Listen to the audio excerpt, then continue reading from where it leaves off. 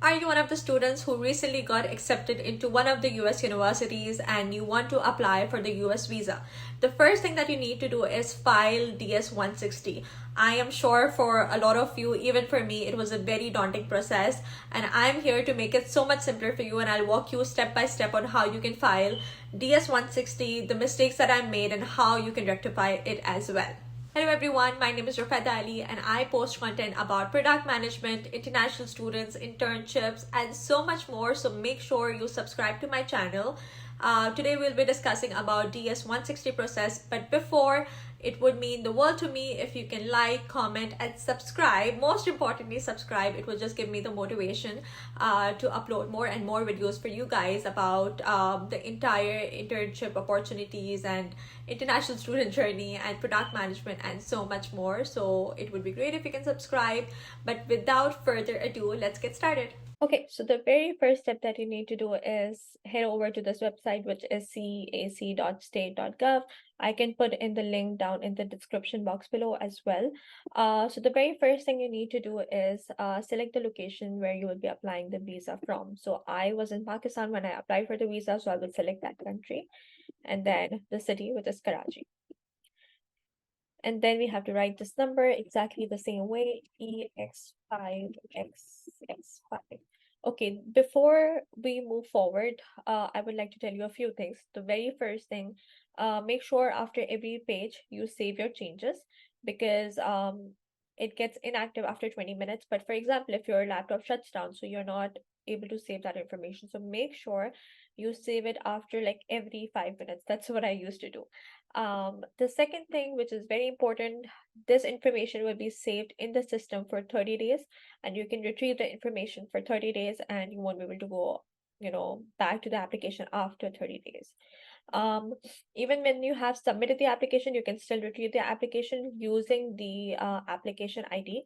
The application ID is very important, otherwise you won't be able to retrieve your application. You will be getting the application ID after this step, so I will be showing you. But whenever you want to retrieve your application, make sure you go here. But otherwise, if I'm starting an application, I will just select start an application right here.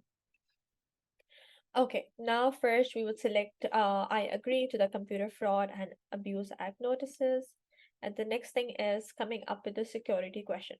Before coming up with the security question, I highly recommend that you save this application ID. This is very, very important, as I mentioned before. So make sure you save it in your computer or either write it somewhere, but make sure it's in a secure place. Now coming to the security question, you can select any question out there. Right now, I'll just select a random one. I will just select what is the name of your favorite childhood friend, a random name. Um, Sarah. Okay, continue. Okay, so this one is the personal information. Before you even fill this information out, go get up and get your passport, because this is very, very important. So if your information, if your application information does not match the passport, that could be a problem when you're going for an interview phase. So make sure your information on your application, the information on your I-20, and the information on your passport, all of these three things matches, and there should be no errors out there. Now coming to the surname. When you open your passport, the very first page, there would be a surname and a given name. So make sure you write exactly the same thing. So I'll just write in anything right now. For a given name, I'll just write Rufeda. If you have a middle name, sometimes the middle name they associated with the given name. So make sure you check on your passport what is written on the given name. The other thing is, if you have any native alphabet, select that. Otherwise, write that. Otherwise, click does not apply.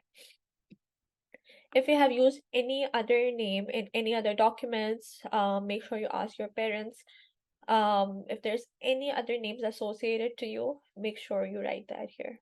If most of the times, I don't think people have done that, so it's a no. Then coming to a telecode, I don't have a telecode, so I would select no, and then select your sex, and then marital status. So most of the time I've seen students coming as single, so you select that. If you're married, make sure you write that as well. And there would be basically a box out there on the next page, or maybe the following page, asking about your spouse information, so you fill that information out there. Now coming to the date of birth, you can select your date of birth. I'll select any right now. And then city would be where you are basically a resident of or you're a citizen of. So basically the place of birth. So I will write Karachi, and then Pakistan. Now going to the next page. Okay. The country, basically your nationality. So for me, I'm from Pakistan. Do you hold or have you held any nationality other than one indicated above on nationality? If you have any other country nationality, make sure, please make sure you write that down here. Again, if you're a permanent resident of any other country other than your, nationality, make sure you write that as well. Okay. For national identification number, social security number, and the tax ID number, those are the US identifiers. So if you have one of those, okay, go ahead and do it. Put it on here, but if not, then just say it does not apply.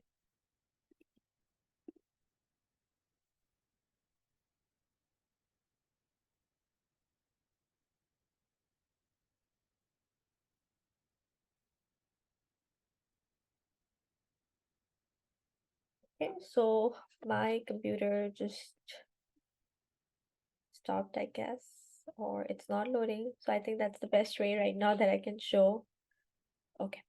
You can just see an example right here that the session got timed out and I did not save the application ID.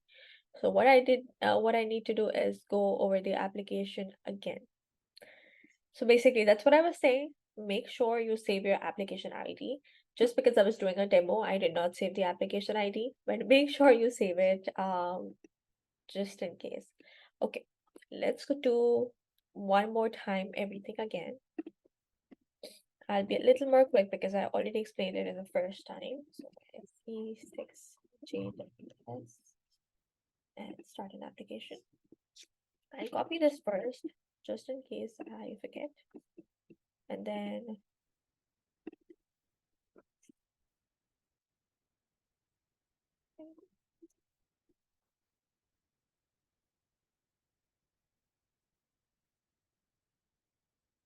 oh no,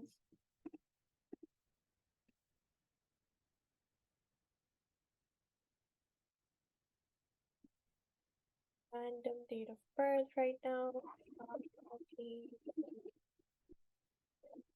done.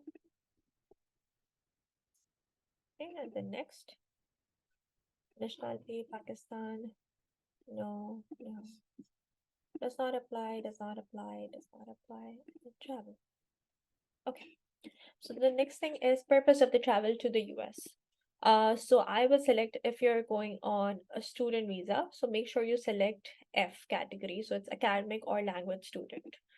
And then after that, it would ask you to specify. So you're a student, so you will select F1. Again, if you are going with your spouse as well, and then you want to apply for them as well as on a dependent visa. So if you're a student going, you will do F1, and if your partner is accompanying you, so that would be F2, similarly for a child as well. Okay, have you made any specific travel plans? If you have done that, so you will select yes, and then you will have to write the date of the trip and all that stuff. If you have not done that, you select just no. If you're just waiting, if you're just waiting on basically, you're not sure if they would be able to, approve you for the visa, then you select no. If you have done that, then select yes.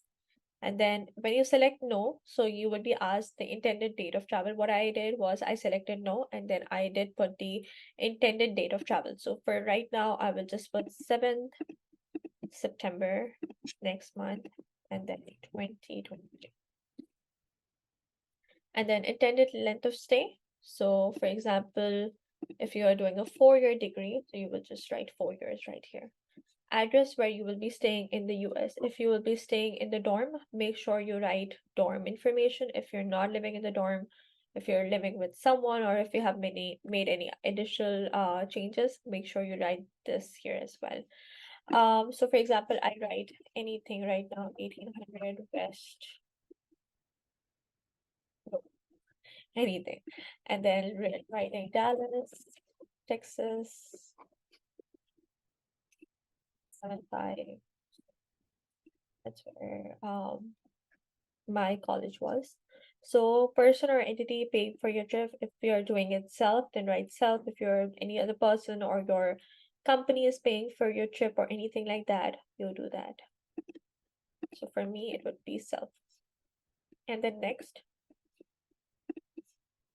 okay, are there any other persons traveling with you? Again, similarly, if your spouse or children are traveling with you, you write that. If your family members are accompanying you, make sure you write that. But for me, it was just me, so I will just select no. Okay, now previous US travel information. So have you been in the US? For me, it was a no. Have you ever been issued a US visa? So it's for me, no. So basically, even if you have applied, there would be a question right here. It would ask you how many times have you applied before. So make sure you write the accurate one because they do have the record. So don't lie. Don't ever lie about this. And if you have ever been in the US, make sure you write that. If you have been issued a US visa, a visit visa as well, make sure you write that as well. Have you ever been refused a US visa? Exactly what I was talking about. So if you have been refused of a US visa, you write that as well, that yes, I was. So make sure that you don't lie about this part. Has anyone ever filed an immigration petition on your behalf with the U.S. Citizenship and Immigration Services? So if there's already an application in pipeline that either your parents or your basically extended family has filed a petition for you, make sure you select yes here. But for me, it was a no, so I selected no. Okay, coming to the address section. So basically, this is for the address where you're currently living basically in Pakistan or India or Nepal or anywhere in the world. So I will write 1500, Saint, that's it. City, Karachi, and write the one, and then country, Pakistan. Is your mailing address the same as your home address? I selected yes because it was. So if you have like a problem that maybe your mails won't be coming to this address and there's always a problem, so make sure you give a proper address to them, maybe of your relatives where you think that your mails are secure. Yeah, so that's one of the things. The other thing is the phone number. So whatever phone number if you have, so basically I would write any number right here.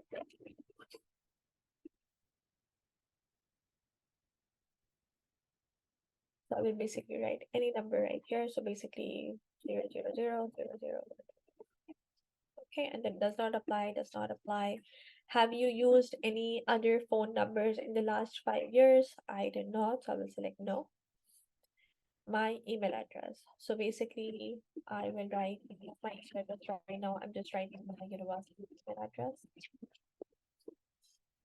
Have you used any other email address in the last 5 years? I would select no. And then social media. For example, if you have a social media presence, make sure you write about the social media. For example, if I have a LinkedIn account, I will write about my LinkedIn. Okay, that's my LinkedIn, and then I will write about those LinkedIn link, which you can find it when you go to your profile. So yeah, there's that. But I don't want to write anyone, so I will just leave it here. And then do you wish to provide information about your presence on any other websites? I will select no. If you want to do that, go ahead and do that. Okay, now it says social media platform has not been selected. So make sure that you change this. If you want to go for if you don't want to put any like LinkedIn or any link, make sure you select none. And then passport. Okay, so passport travel documentation type. Again, you need your passport for this section as well. So you will just go for regular or any other passport that you have. Make sure you type in your passport number. So I'll just type in any random number and then passport book number. If there's a passport book number, then you do that. If there is none, then write none. Again, authority that issued passport or travel documentation. For me, it was Pakistan. Where was the passport travel document issued? I will write Karachi. then and then Pakistan. What was the issuance date? I will select any random one right now. 17 and expiration date is this 2027, let's suppose. Have you ever lost a passport or had stolen one? If you have, make sure you write that. If you have not, it's a no. If your passport does not expire, there are some countries where the passport does not expire, so make sure you select no expiration on that. Okay, so US point of contact. I would highly suggest that you should put the information of your, I would say the advisor who you're speaking to for like your I-20 and stuff. So make sure you put it down here. So for example, I'll write, Frank, okay, and then organization name, for example, University of Washington, and then relationship to you, school official. There is an option right here, so make sure you put uh like a professional source, not the personal one. I would really suggest that. So basically you can put the university address here. So basically I will just write for now Seattle, whatever address there is, make sure it's correct. And the phone number, if there is a direct phone number of the international office, you write that down here. If there's no direct number out there, so you can just put in the general office of admissions number.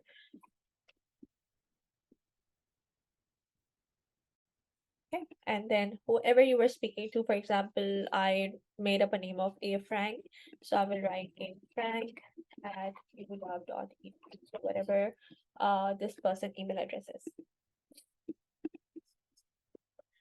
Okay, so now coming to your father's details, so you will write, if you have written, okay, you are married, then they would ask you for your spouse information as well. But for now, they will just ask you for your father's and father, mother, and other relatives information. So right now, I'll just do a random one.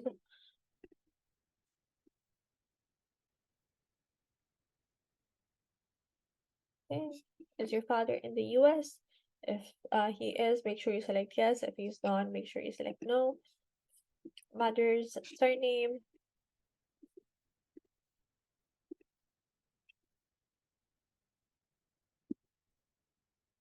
Okay, is your mother in the US? No. Do you have any immediate relatives, not including parents in the US?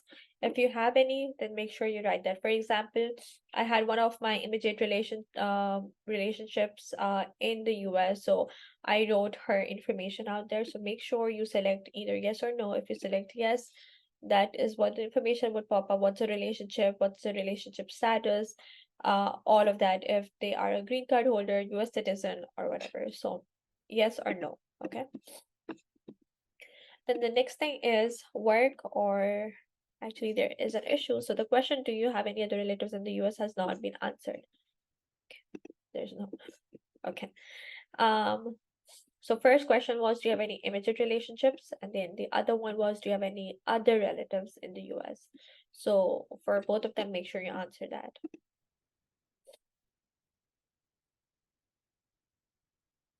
It got timed off again. So I will restart it. So retrieve an application.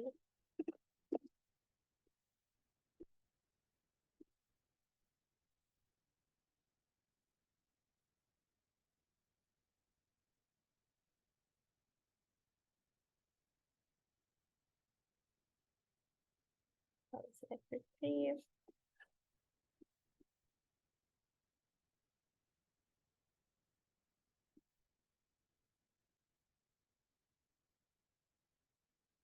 Okay. So we are back here. Next, we would go to family section. Since we were on this page and we did not save it, so we have to redo it. So basically for the surname, I will just write me for now.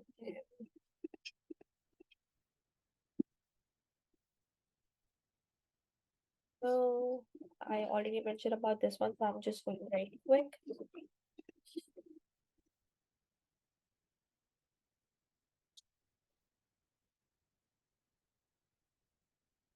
no, and then no. So make sure you save it as well. And then continue application. Okay, what's the primary occupation? So, for example, if you're a student, make sure you select student. And then if you are working somewhere, make sure you write that. So, for example, present employer or school name. So, for example, if I was student, I was studying in one of the colleges in Pakistan, so I will write that school, any school basically. Then for GED,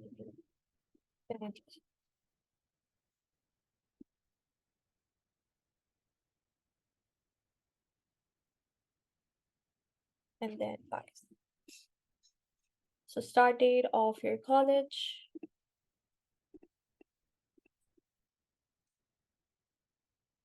does not apply. Briefly describe your duties. So just make sure you write that you're high school student still right now or a university student, wherever you are for now. Okay, were you previously employed? For example, if I was coming to the US, I was coming as a graduate from the high school. I was not working there, so I would select that I was not previously employed. Have you attended any educational institutions at a secondary level or above? I would select no. If I did that, I would select yes. So, for example, if you did your bachelor's in Pakistan or bachelor's in India or bachelor's in Nepal, you would select yes that you did your bachelor's. Anything above secondary level, anything above high school is basically considered as more than a secondary language. So you would select that, oh yes, you did it. And then you would put your information down here. What was the institution, what you did, what were the dates you attended. And right now you're applying for a master's program, basically. Now, do you belong to a clan or tribe? No. Provide a list of languages you speak. So, for example, in Pakistan, I used to speak Urdu, and then add another. I would select English.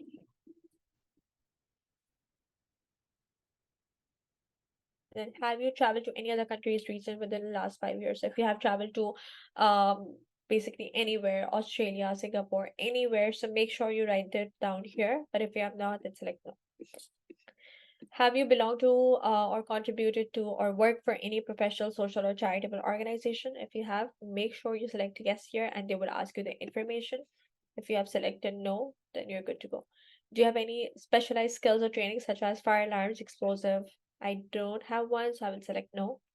If you have ever served in military, I selected no. Have you ever served, been a member, or been involved with um, these type of units? Rebel, insurgent organizations, you select yes, otherwise it's a no. Okay. The other thing is the security and background. So, do you have a communicable disease of public health? So these are all the examples right here. So if you have one of those, you select yes, otherwise it's a no. Do you have mental or physical disorder that poses or is likely to pose a threat to the safety or welfare of yourself or others? You select yes, otherwise no. Are you or have ever been a drug abuser or addict? You can answer it.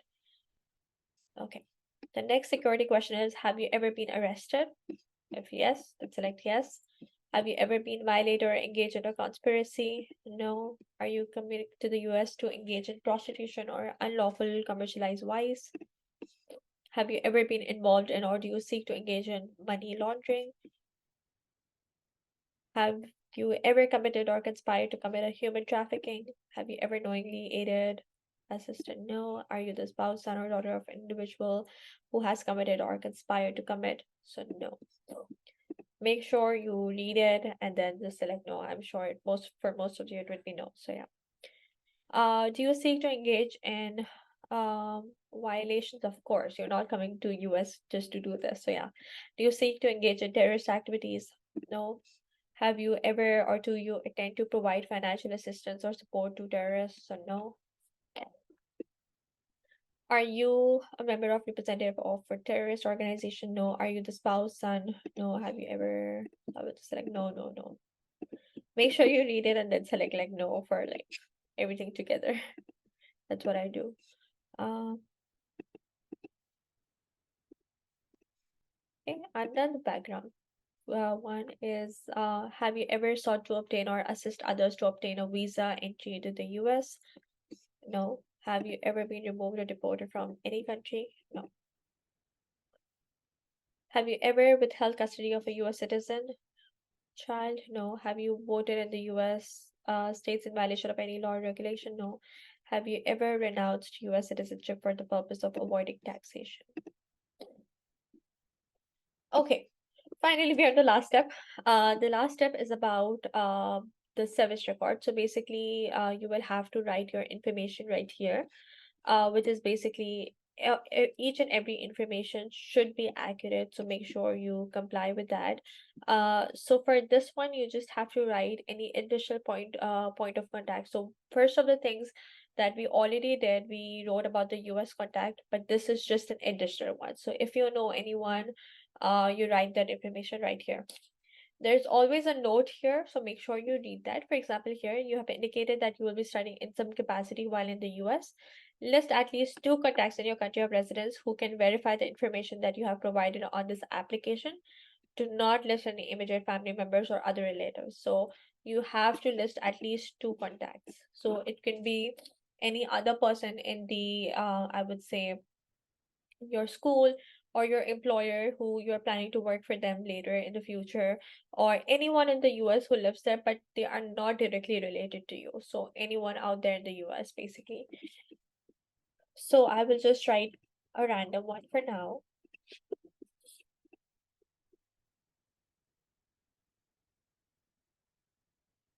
Example, Washington.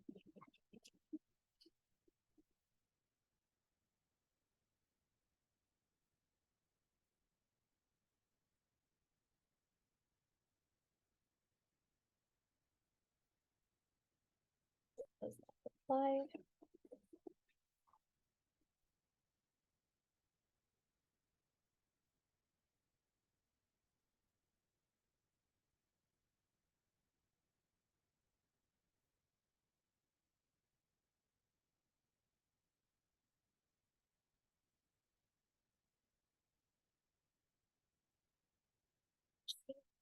So United States, then the telephone number, then does not apply. Make sure you save it. Okay, it says the street line has not been completed. So yeah, it's a random thing that I put. Okay. Your application had been saved in the database, continue application, and then we can go to the next step. Then comes the service ID number. Open your I-20. Since you're filling this application, I'm sure you already got your I-20 and you have to get in the number from your I-20 that should be on the top right-hand corner, the service ID number. You write it down here.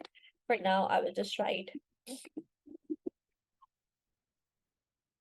okay, and the name of the school. So for example, I went to University of Washington. I studied informatics. I will write that. So I will just write Seattle for now. Seattle city, state is Washington, and then their zip code was 9805. So next you go is, make sure you save it again. The next you go is to the photo section. Okay. Now coming to this one, you have to upload a photo, otherwise you cannot go forward.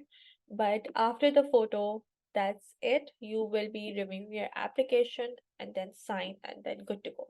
After you are done with the entire application, you don't have to save like each and every page. It would say that email your application to this email address. You can put in your information down there, and your application would be emailed to you. Also, you can always come back and retrieve your application, as I mentioned before. Um, Other than that, once you have done that, there would be like a receipt. Again, you can put in your email address and it would basically email you the receipt of this application. And the next thing you have to do after this is book an appointment with the US consultancy on like how you can basically, I can provide a link down below, which is very, very straightforward. So that's all for this video. I hope this video really helped you to file the DS-160. If you want to know what you can bring to the US visa interview, like what documentation, please comment down below, and I'll make another video for that, or I'll just reply to your comment and add the things down there so it's easier for your visa interview. But I will see you in the next video, and I will be posting more about international students, product management, internship opportunities, and so much more. Or if you want me to post about any specific topic, or if you have any specific question, please put it in the comments down below, and I will be more than happy to answer that. But other than that, it would be great if you can like, subscribe, and comment down below, and I will see you in the next video. Bye bye.